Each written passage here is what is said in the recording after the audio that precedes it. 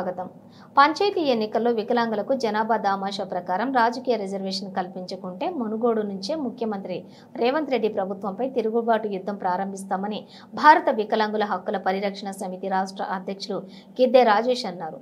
బుధవారం మునుగోడు మండల కేంద్రంలో సంఘం జిల్లా అధ్యక్షులు చిన్నపాక మత్స్గిరి ఆధ్వర్యంలోని సంఘం మండల అధ్యక్షులు తలారి సహదేవుడు అధ్యక్షతన నిర్వహించిన భారత వికలాంగుల హక్కుల పరిరక్షణ సమితి మునుగోడు మండల రాజ్యాధికార సాధన సభకు ముఖ్య అతిథిగా హాజరైన భారత వికలాంగుల హక్కుల పరిరక్షణ సమితి రాష్ట్ర అధ్యక్షులు గిద్దె రాజేష్ కార్యక్రమాన్ని ఉద్దేశించి మాట్లాడుతూ స్వాతంత్ర్య భారతదేశ చరిత్రలోని ఎన్నికల ముందు వికలాంగుల సమాజానికి అనేక హామీలు ఇచ్చి వికలాంగుల ఓట్లను కొల్లగొట్టి అధికారంలోకి వచ్చిన తర్వాత వికలాంగుల సమాజాన్ని విస్మరించిన ముఖ్యమంత్రిగా తెలంగాణ ముఖ్యమంత్రి రేవంత్ రెడ్డి చరిత్రకు ఎక్కుతాడని, తెలంగాణ రాష్ట్రంలో 30 లక్షల మంది వికలాంగులు అనేక సమస్యలతో చాలీచాలని పింఛనతో అనేక ఇబ్బందులు ఎదుర్కొంటుంటే తెలంగాణ ముఖ్యమంత్రి రేవంత్ రెడ్డి మాత్రం ప్రజాపాలన పేరుతో పబ్బం గడుపుకుంటూ అడుగడుగున వికలాంగుల సంక్షేమాన్ని విస్తరిస్తున్నారని, ముఖ్యంగా తెలంగాణ అసెంబ్లీ ఎన్నికల ముందుగా అధికారంలోకి వస్తే అదే నెల నుంచి వికలాంగుల పింఛన్కు 6,000కు పెంచుతామని, ఆర్టీసీలో వికలాంగులకు ఉచిత రవాణా సౌకర్యం కల్పిస్తామని,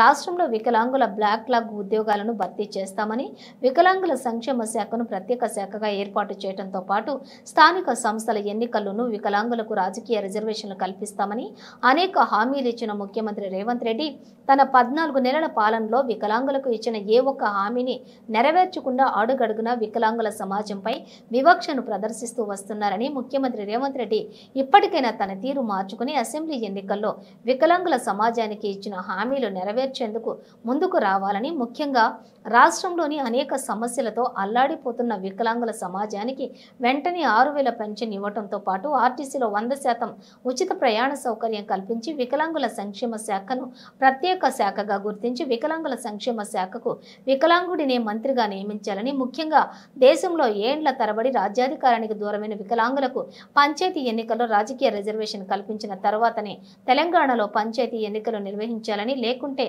భారత వికలాంగుల హక్కుల పరిరక్షణ సమితి ఆధ్వర్యంలో అసెంబ్లీ ఎన్నికల హామీలు అమలు చేసేంత వరకు ముఖ్యమంత్రి రేవంత్ రెడ్డి ప్రభుత్వంపై పెద్ద ఎత్తున ఆందోళన కార్యక్రమాలు నిర్వహిస్తామని తెలిపారు.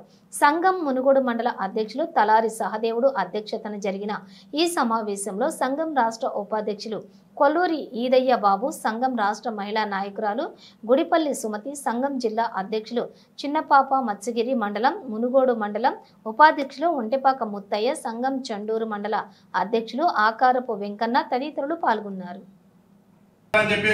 భారత వికలాంగుల హక్కుల పరిరక్షణ సమితి ఆధ్వర్యంలో పెద్ద ఎత్తున కూడా ఈ రాజ్యాధికార సాధన సభలు నిర్వహిస్తున్నాం. ముఖ్యంగా తెలంగాణ రాష్ట్ర ముఖ్యమంత్రి రేవంత్ రెడ్డి గారు ఎన్నికల ముందు అనేకమైనటువంటి హామీలు వికలాంగుల సమాజానికి సంబంధించి తెలంగాణ రాష్ట్రంలో 30 లక్షల మంది వికలాంగులు దుర్భర జీవితాలు గడుపుతుంటే ఆనాడు కాంగ్రెస్ పార్టీ పిసిసి అధ్యక్షులుగా ఉన్నటువంటి రేవంత్ రెడ్డి గారు అనేకమైనటువంటి హామీలు ఇచ్చిన అధికారంలోకి రాకముందు మేము అధికారంలోకి వస్తే తెలంగాణ రాష్ట్రంలో కాంగ్రెస్ పార్టీ అధికారంలోకి వస్తే అదే నెల నుంచి వికలాంగుల పింఛన్లు మేము 6,000 రూపాయలు చేస్తామని చెప్పేసి రేవంత్ రెడ్డి గారు చెప్పిండు. ఒక వికలాంగుల పింఛనే కాదు, వృద్ధుల పింఛన్ కానీ, వితంతువుల పింఛన్ కానీ, గీతా కార్మికుల పింఛన్లే కానీ మేము ఎప్పుడైతే అధికారంలోకి వస్తాం అదే నెల నుంచి డబల్ చేసి పంపిణీ చేస్తామని చెప్పిండు.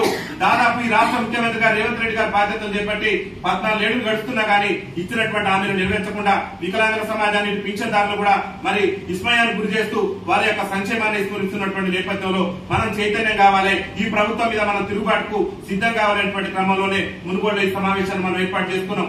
ముఖ్యంగా మిత్రులారా, రేవంత్ రెడ్డి గారి ప్రభుత్వమే చెప్పింది, కాంగ్రెస్ పార్టీ ఎన్నికల మేనిఫెస్టోలో చెప్పింది, ఆర్టీసీలో మహిళలకు ఉచిత ప్రయాణంతో పాటు ఈ రాష్ట్రంలో ఉన్నటువంటి వికలాంగుల సమాజానికి కూడా 100కు 100% రాయితీతో ఉచిత ప్రయాణ సౌకర్యం కల్పిస్తానని చెప్పేసి రేవంత్ రెడ్డి కాంగ్రెస్ పార్టీ ఎన్నికల మేనిఫెస్టోలో చెప్పింది.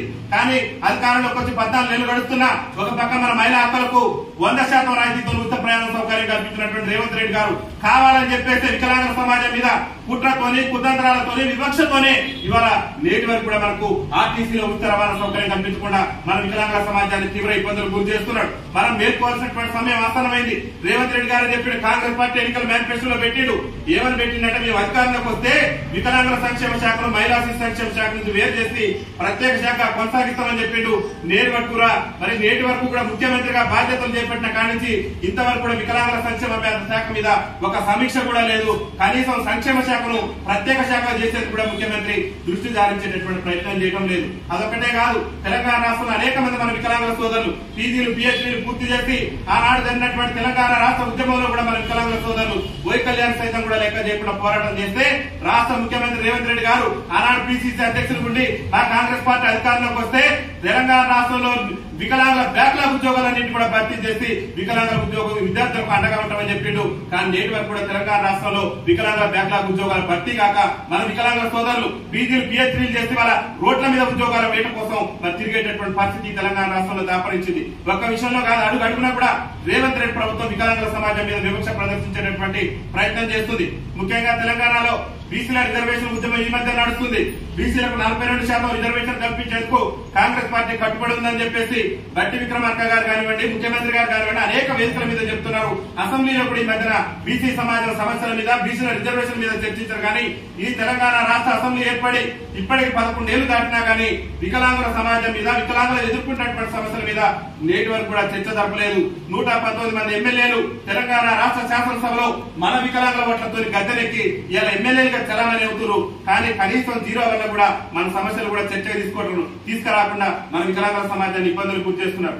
ముఖ్యంగా ఈ మునుగోడు ప్రాంతంలో అనేక మంది క్లోరోసిస్ బాధితులే కాదు, మా వికలాంగుల సోదరులు నేను వచ్చిన సందర్భాల్లో కూడా నాకు బండి లేదని చెప్పేసి చెండూరు మండల అధ్యక్షులైతే, మునుగోడు మండల అధ్యక్షులైతే అనేక మంది సోదరులు అన్న మాకు చాలా ఇబ్బంది ఉందన్న, మేము ఎడి తిరిగేటటువంటి పరిస్థితులే, కనీసం మాకు వైకల్యం ఉంది, ప్రభుత్వం నుంచి బండ్లు కూడా అందుబాటులో లేదని చాలా ఇబ్బంది పడుతున్నారు. ఈ నియోజకవర్గ ఎమ్మెల్యే గారిని అడుగుతున్న రాజగోపాల్ రెడ్డి గారికి, మీకు మంత్రి పదవి మీద ఎంతైతే ఆశ ఉన్నదో, ఆశ ఉండటం సంతోషమే, మీరు మంత్రి పదవి కోసం ఎంతైతే ఆశిస్తున్నారో ఇవాళ నీకు మా ఎమ్మెల్యే అనేటటువంటి పదవి కూడా మా వికలాంగుల సమాజం పెట్టినటువంటి భిక్ష. ఇవాళ వికలాంగుల సమాజం ఓట్లేస్తేనే రాజగోపాల్ రెడ్డి గారు వికలాంగుల సమాజం ఓట్లేస్తేనే రాజగోపాల్ రెడ్డి గారు తెలంగాణ అసెంబ్లీలో ఎమ్మెల్యేగా చలామణి అవుతున్నాడు. ఒక రాజగోపాల్ రెడ్డి గారే కాదు, 119 మంది ఎమ్మెల్యేలు గుండె మీద చేసుకోని చెప్పండి వికలాంగుల ఓట్లు లేకుండా ఏ ఎమ్మెల్యే కూడా తెలంగాణ రాష్ట్ర శాసనసభలో లేదు.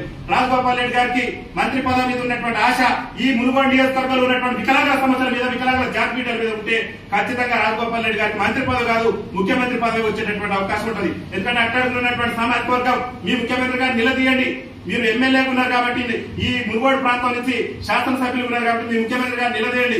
ఆయా ముఖ్యమంత్రి గారు మీరు వికలాంగుల పెన్షన్ అధికారంలోకి వస్తే మన పార్టీ చెప్పింది 6,000 రూపాయలు చేస్తానని చెప్పేసి ఆ వికలాంగులు మేము నియోజకవర్గాలు పోతే తిరుగుబాటు చేస్తున్నారు మన పార్టీ మీద, మన మీద. అందుకని తక్షణమే వికలాంగుల పెన్షన్ పెట్టారని చెప్పేసి రాజగోపాల్ రెడ్డి గారు మీ ముఖ్యమంత్రి గారు నిలదీయండి. మా వికలాంగుల సమాజం ఈ మునుగోడు ప్రాంతంలో అల్లాడిపోతున్న అనేకమైనటువంటి సమస్యలతో, ముఖ్యంగా మునుగోడులో ఉన్నటువంటి గ్రామ పంచాయతీలలో నేటి వరకు కూడా సకలాంగులే ఇవాళ సర్పంచులుగా, ఎంపీపీలుగా, జెడ్పీటీసీలుగా చలామణి అయ్యారు. ఇవాళ గతంలో వచ్చిన బీసీ కార్పొరేషన్ల లోన్లు కానివ్వండి, ఎస్సీ కార్పొరేషన్ల లోన్లు కానివ్వండి, ఎక్కడ కూడా మా వికలాంగుల జాతిపీఠాలకు సమన్వయం అనేటటువంటిది రాకుండా చేస్తారు. కాబట్టి మేమేమి అడుగుతున్నట్టే, ఇప్పుడు జరుగుతున్నటువంటి పంచాయతీ ఎన్నికల్లో, తెలంగాణ రాష్ట్రంలో జరగబోయే పంచాయతీ ఎన్నికల్లో వికలాంగులకు రాజకీయ రిజర్వేషన్ కల్పించిన తర్వాతనే తెలంగాణ రాష్ట్రంలో పంచాయతీ ఎన్నికలు నిర్వహించాలని చెప్పేసి ఈ మునుగోడు కేంద్రంగా రాష్ట్ర ముఖ్యమంత్రి గారికి, అదేవిధంగా ఇక్కడ ఉన్నటువంటి ఎమ్మెల్యే గారికి విజ్ఞప్తి చేస్తున్నాం. ముఖ్యంగా తెలంగాణ రాష్ట్రంలో మరో ప్రధానమైనటువంటి